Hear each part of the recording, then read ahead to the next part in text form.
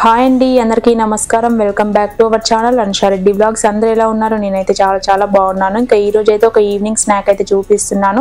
అందరికీ తెలిసిందే మురుకులు, బట్ నేనైతే డిఫరెంట్ గా చేశాను. ఒకసారి అయితే లాస్ట్ వరకు అయితే వీడియో అయితే స్కిప్ చేయకుండా చూడండి. ఎవరైనా ఫస్ట్ టైం కనుక నా ఛానల్ చూసినట్లయితే సబ్స్క్రైబ్ చేసుకోండి. ఇంకా వెదర్ అయితే చాలా కూల్ గా ఉంటుంది, వర్షాలు పడుతున్నాయి, అలాగే ఒక సైడ్ ఏమో చలి కూడా పెడుతుంది. సో వేడిగా ఇలా చేసుకొని టీ తాగుతూ ఇవి తింటేనైతే చాలా బాగుంటాయి. ఒకసారి అయితే మరి ఎలా ప్రిపేర్ చేసుకోవాలో చూద్దాం. ముందుగా అయితే మిక్సీ జార్ తీసుకొని ఒక కప్పు పుట్నాలు వేసుకుంటున్నాను, ఒక కప్పు దొడ్డు అటుకులు వేసుకుంటున్నాను. ఇంకా సన్నపు అటుకులు కూడా వేసుకోవచ్చు, బట్ అది మీ ఇష్టం. బట్ దొడ్డు అటుకులు వేసుకోవడం వల్ల కొంచెం క్రిస్పీగా వస్తాయి మురుకులు. ఇంకా ఇవి రెండు వేసుకొని మిక్సీ పట్టుకోవాలి, మెత్తగా అయితే పట్టుకోవాలి, పౌడర్ లాగా. ఇక్కడ నేను చూపించిన విధంగా ఈ కన్సిస్టెన్సీ అయితే సరిపోతుంది.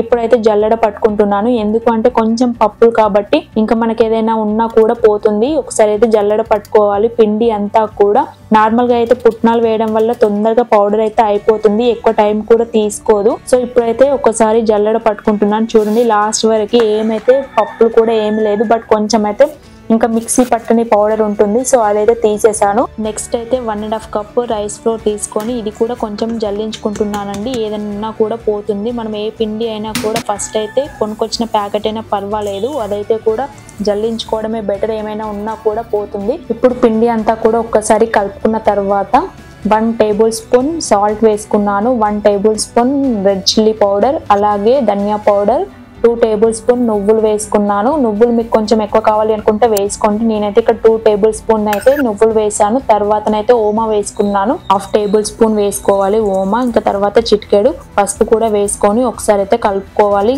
ఉప్పు కారం సరిపోయిందా అనేది నేనైతే కొంచెం టేస్ట్ చేశాను. కొంచెం సాల్ట్ అనేది నాకు తక్కువ అనిపించింది, సో అందుకని సాల్ట్ అయితే యాడ్ చేసుకున్నాను. మళ్ళీ ఒకసారి కలిపి పక్కన పెట్టేసుకున్నాను. ఇప్పుడు స్టవ్ ఆన్ చేసుకొని ఒక బౌల్ తీసుకొని 3 టేబుల్ స్పూన్ ఆయిల్ వేసుకొని వేడి చేసుకున్నాను. చాలా హీట్ చేసుకోవాలి. ఇంకా పిండిలో అయితే చూడండి పొంగుతుంది, మనం నూనె వేసుకోగానే. ఆయిల్ బాగా హీట్ గా ఉంది కాబట్టి ఒక స్పూన్ తీసుకొని కలుపుతున్నాను, లేదు అంటే ఇంకా చేతి కాలిపోతుంది. సో అందుకని స్పూన్ అయితే తీసుకొని ఇలా కలుపుకున్నాను. తర్వాత చల్లారిన తర్వాత మళ్ళీ ఒకసారి ఇటితో పిండి అంతా కూడా కలుపుకోవాలి. ఇలా మనం కలుపుకుంటుంటేనే ముద్దలాగా వచ్చేస్తుంది. ఇంకా ఉప్పు కారం అంతా కూడా మీకైతే టేస్ట్కి సరిపడా అయితే వేసుకోండి. ఇంకా నేనైతే ఇక్కడ క్వాంటిటీని బట్టి అయితే చెప్పాను. ఇంకా జీలకర్ర మర్చిపోయాను, సో అందుకని మళ్ళీ జీలకర్ర కూడా వేసుకున్నాను. నేను ఆయిల్ హీట్ చేసుకొని వేసుకోవడం వల్ల మురుకులు అయితే చాలా క్రిస్పీగా వస్తాయి. ఆయిల్ వేసుకొని కలుపుకున్న తర్వాత కొన్ని వాటర్ వేసేసుకుంటూ ఇంకా చపాతీ పిండి లాగా చేసుకోవడమే. ఇప్పుడైతే స్టవ్ ఆన్ చేసుకొని ఇంకా డీప్ ఫ్రైకి సరిపడా ఆయిల్ అయితే పెట్టుకుంటున్నాను.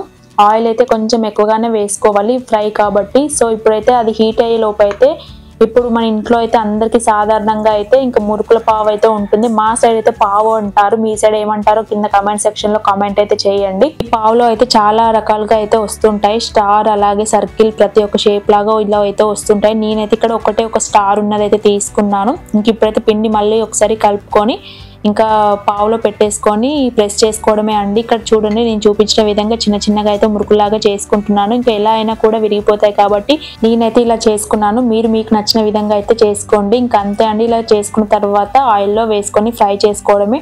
2 సైడ్స్ కూడా గోల్డెన్ బ్రౌన్ వచ్చే వరకు అయితే మురుకులకు కాల్చుకోవాలి. సో పిండి కలుపుకునేటప్పుడు అయితే కొంచెం లూజ్ గా కలుపుకోవాలి, లేదు అంటే ప్రెస్ చేసేటప్పుడు మనకు కొంచెం కష్టం అవుతుంది. సో నేనైతే ఇంకా లాస్ట్ కి ఆయిల్లోనే ప్రెస్ చేసుకున్నాను. ఇంకా లాస్ట్ వరకు అయితే ఇలా పిండి అంతా కూడా మనం మురుకులాగా చేసుకోవడమే. ఇంకెంతో టేస్టీ అయిన మురుకులు మీకు నచ్చితే మీరు కూడా తప్పకుండా ట్రై చేయండి. ఇక్కడ నేను చూపించిన విధంగా అయితే ముట్టుకుంటేనే క్రిస్పీగా విరిగిపోతున్నాయి. సో ఈ వీడియో కూడా ఎండ్ చేసేస్తున్నాను. వీడియో మీకు నచ్చితే like, share and subscribe to our channel. Thanks for watching.